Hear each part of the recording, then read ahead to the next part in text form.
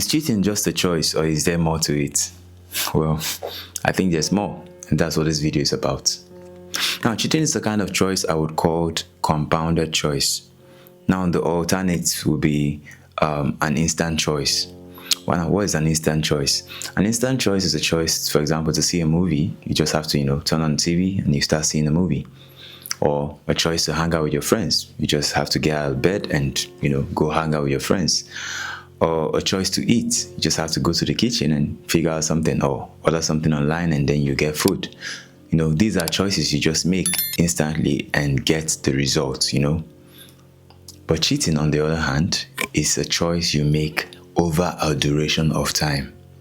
The last part of the duration of time is what most of us call cheating.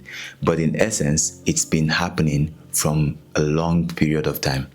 Now, what does that mean? Take, for example, a job to rob a bank. Any bank robbery you've heard about.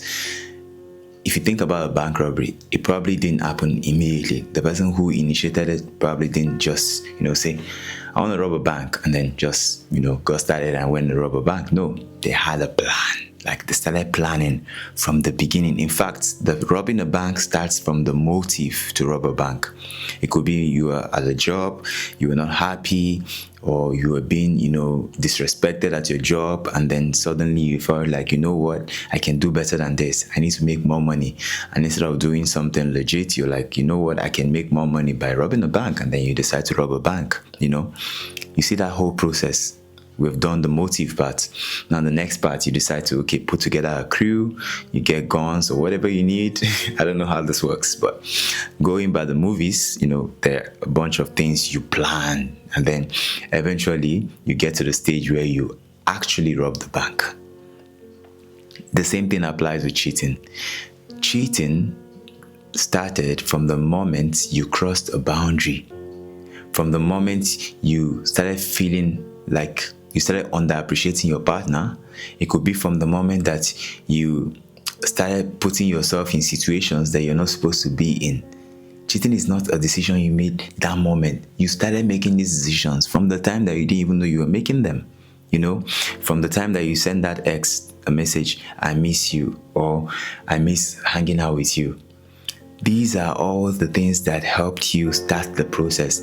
And once that process is started, it keeps going from one step to the other, to the other, to the other, and finally the last phase, which is where you now end up cheating. And when you look at it, you see that the process has started from a long time, and that last part was just the finishing of the whole thing. And that's where we are usually focused on. So cheating is not just a choice. It's not a simple choice. Every one of us can cheat. Every one of us, as a human being, every human being can cheat. But what are you doing to shield yourself from the possibility of that happening? That is where the difference is. For somebody who doesn't want to cheat, they will make sure that they don't find themselves in places that they are not supposed to be in. For somebody who doesn't want to cheat, they would appreciate their partner as much as they can. Be with your partner. Be there in the moment. If there is a problem, they address these problems and solve them. If there's some kind of argument, they talk about these arguments and try to fix them, whatever is causing this argument. If there is, some kind of misunderstanding, they fix these misunderstandings. That is how you fight against that possibility. But once you begin to neglect all this, you begin to underappreciate your partner. You wake up, you look at your partner, you don't feel the same way you used to feel about them from the beginning. You don't do any action. Cheating, I would say that cheating comes from inaction. Like when you're not loving your partner, you're cheating on your partner.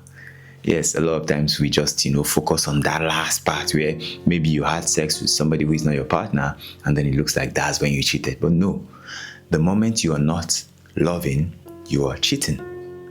The moment you are not being there, the moment you are not participating, the process has started. All that is left is for the process to finish. And a lot of times, most of us just wait until the process finishes. That's where the problem is. It's not in the process. It's not in the thing itself. It's just allowing the process to get to the end. Of course, it's okay to have times when you don't love you, when you don't feel, love for your partner as you used to feel, and that's okay. But it's not okay to let it linger. Like, if you're not feeling it, for example, there's times you're not feeling love, that's okay. We're human beings, our emotions are up and down. But eventually you know, whatever is that is, keeping that distance, you get back to loving your partner, because loving is intentionality. It's not a feeling, it's an action. Like, you have to, like, the loving is in the action. So the moment that you're not taking that action, you're not loving your partner, you've started cheating on your partner, you don't even know it. And then over a particular duration of time, you find yourself on the next phase, which is maybe finding yourself in rooms that you're not supposed to be in. You start ignoring things that normally you would not ignore. You start accepting invitations that normally you would reject. You start hanging out with guys that you don't hang out with. You start hanging out with girls that you normally not hang out with. You just start doing things that you normally not do, because that's what not being yourself is. Not being yourself means doing what is unlike you. So the moment you start feeling like you're not feeling like yourself in a relationship, you start doing the opposite of yourself, which is hanging out with people that you don't even want to hang out with. Once you start doing all this, you've initiated the process. In fact, you initiated the process from the moment, as I said, you stop loving your partner. So once that happens, the next step is to start hanging out in places that you're not supposed to be in. And the next step is, finding yourself one night, maybe you survived and you didn't do anything with anybody, and you got back home. The next time, you might not survive it. You might be in that situation and just get it to the end. Maybe you kissed, maybe you had sex, whatever it is that, makes it cheating. You finally get to that phase. So yeah, cheating is not just a choice. It is a whole compounded choice. It's a process. It takes a while. The problem with us is we ignore it when it starts. We wait for it to finish, and then it looks like, I'm sorry, I didn't know, like I was drunk, or it really wasn't it. I wasn't really thinking, or the bunch of excuses that we give when we cheat, and then we bring up the argument whether it's actually a choice or not, or it can be a mistake. So yeah, it is a choice, but it's a choice you've been making for a long period of time. So whenever you find yourself feeling, like not feeling love for your partner, you have automatically initiated the process of cheating. All you have to do is either fix that situation, like whatever it is that is making you not feel love for your partner, start working on it. Because once you allow it linger, you're on you're already in the process, and it's only a matter of time before you get to the end of it, and then we will call it cheating. All right, thank you so much for watching my video. I'll see you in another video. Peace.